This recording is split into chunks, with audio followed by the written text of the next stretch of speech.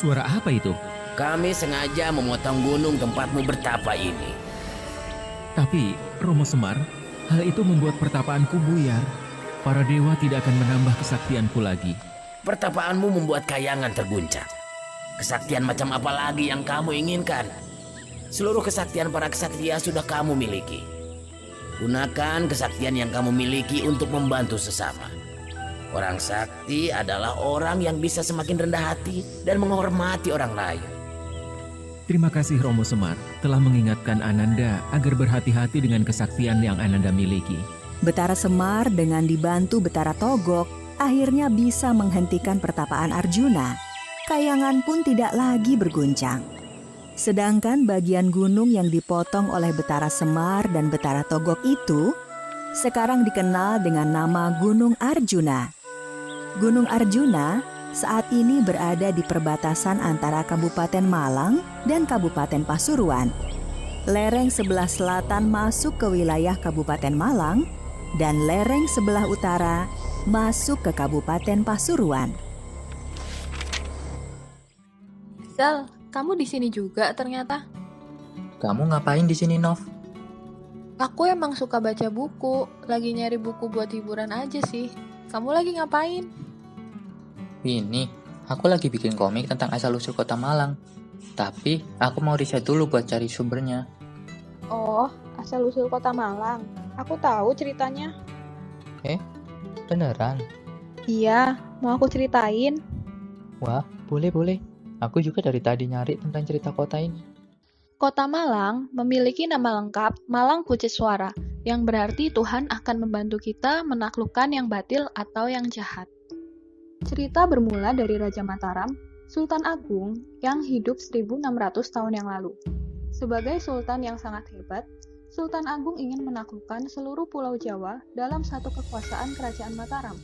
Taktik yang dilakukan oleh Sultan Agung adalah dengan tidak langsung menyerang Surabaya sebagai pusat dari Jawa Timur, namun dengan menaklukkan kota-kota di sekeliling Surabaya termasuk kota Malang. Maka, Sultan Agung mengutus 8.000 pasukannya yang disebar dalam 3 kelompok. Kelompok jalur lingkar selatan, Pantura, dan jalur tengah yang dipimpin oleh Tumenggung Alap-Alap. Tumenggung Alap-Alap yang memimpin jalur tengah melewati daerah Ngantang, merasa kesulitan dalam menempuh jalur tersebut. Ia harus menempuh pegunungan yang terbentang dari utara ke selatan, menghadapi 5 gunung, yaitu Gunung Penangguhan, Gunung Arjuno, Gunung Anjasmoro, Gunung Kawi, dan Gunung Kelut, serta melewati 2 sungai besar, yaitu Sungai Metro dan Sungai Berantas. Ketika pasukan Tumenggung Alap-Alap mulai memasuki daerah Malang, mereka dihalangi oleh ribuan pohon tumbang yang menutupi jalur masuk menuju Malang. Setelah pasukan berhasil membersihkan pohon-pohon tersebut, mereka dihadang oleh pasukan daerah Malang yang dipimpin oleh Bupati Malang saat itu, yaitu Ronggo Sukmo. Meskipun pasukan Bupati Ronggo Sukmo memiliki jumlah yang lebih sedikit dari pasukan Tumenggung Alap-Alap, namun daerah Malang berhasil dipertahankan dari serangan pasukan Mataram. Dengan semangat yang sangat besar, pasukan kerajaan Mataram berhasil ditumpas dengan mudah oleh pasukan Bupati Ronggo Sukmo. Nah, sejak saat itu, daerah Malang Kuceswara lebih dikenal dengan nama Malang, yang berarti penghalang atau yang menghalang-halangi. Dahulu kala, di sebuah desa yang terletak di lereng Gunung Kawi, terdapat sepasang pengantin yang baru saja melangsungkan pernikahan. Mempelai wanita bernama Dewi Anjarwati dari Gunung Kawi.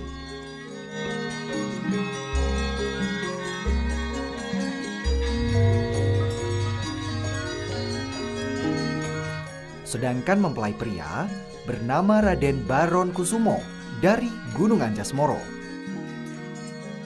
Setelah usia pernikahan mereka menginjak usia 36 hari atau disebut dengan selapan dalam bahasa Jawa,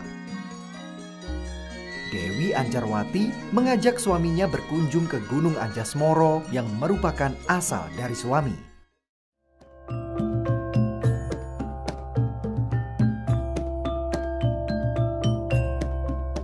Namun orang tua Anjarwati melarang kedua mempelai pergi karena usia pernikahan mereka baru 36 hari. Namun kedua mempelai tersebut bersikeras pergi dengan resiko apapun yang terjadi di perjalanan.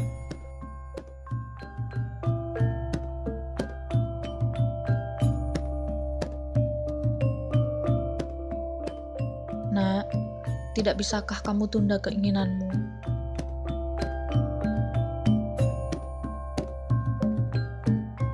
Maafkan saya, Ibu. Kali ini saya dan Kang Mas Baron harus berangkat. Mumpung belum masuk musim penghujan. Kata Kang Mas, jalan menuju Gunung Anjas-Moro agak terjal. Baiklah, Nak. Kalau memang keinginanmu tidak bisa ditunda, Ibu dan Bapak merestuimu. Hati-hatilah di jalan. Matur nuwun, Bu. Setelah mendapat restu kedua orang tuanya, Dewi Anjarwati bersama suaminya dan para punakawan berangkat menuju Gunung Anjas-Moro.